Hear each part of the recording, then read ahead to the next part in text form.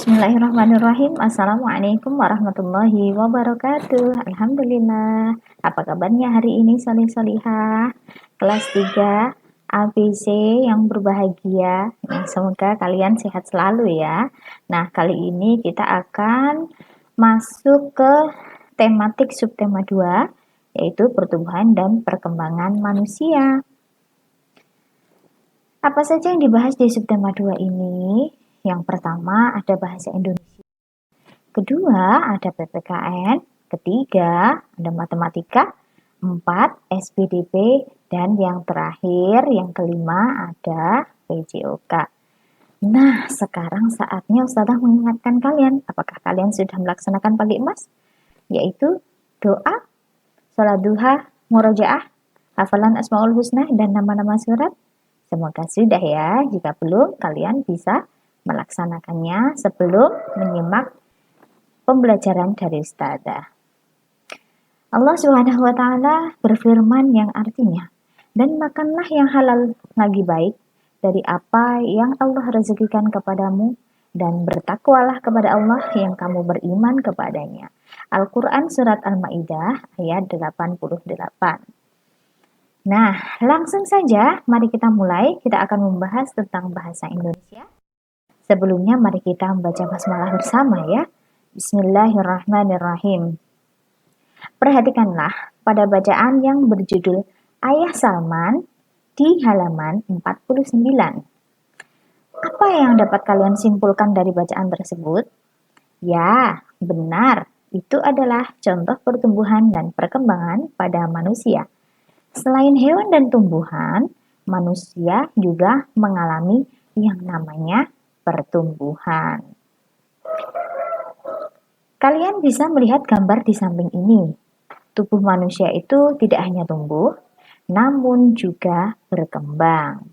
Ya, dari raut wajah itu bisa mengalami perkembangan.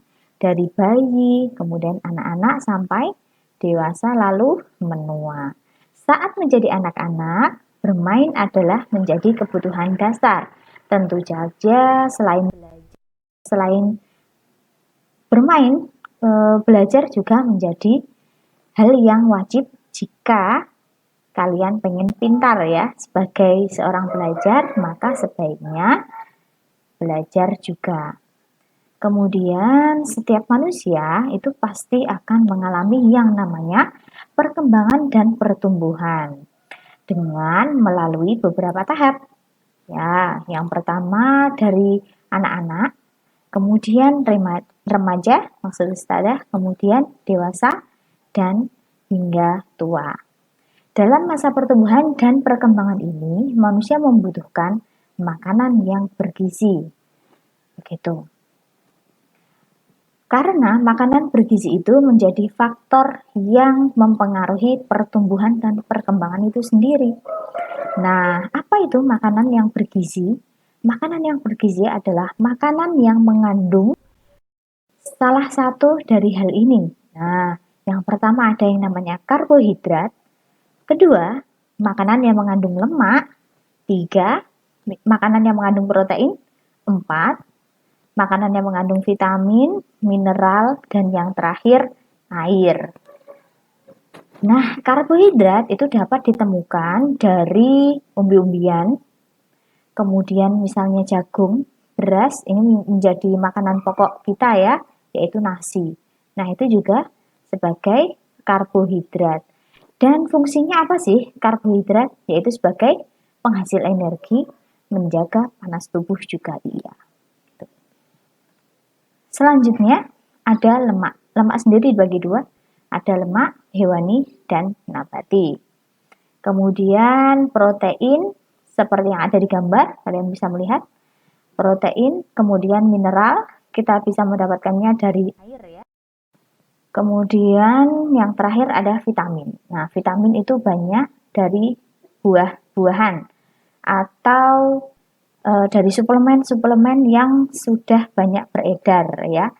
Kita bisa menemukan seperti vitamin A itu di apotek ada, vitamin B juga ada, seperti itu. Sudah diekstrak. Jadi tidak berupa buah-buahan gitu kalau pengen cepet.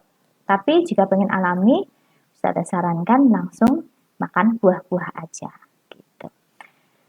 Berikutnya, kegunaan dari tidur. Nah, tidur itu adalah istirahat paling baik. Kemudian selain itu juga, tidur merupakan salah satu tanda bahwa manusia itu lemah.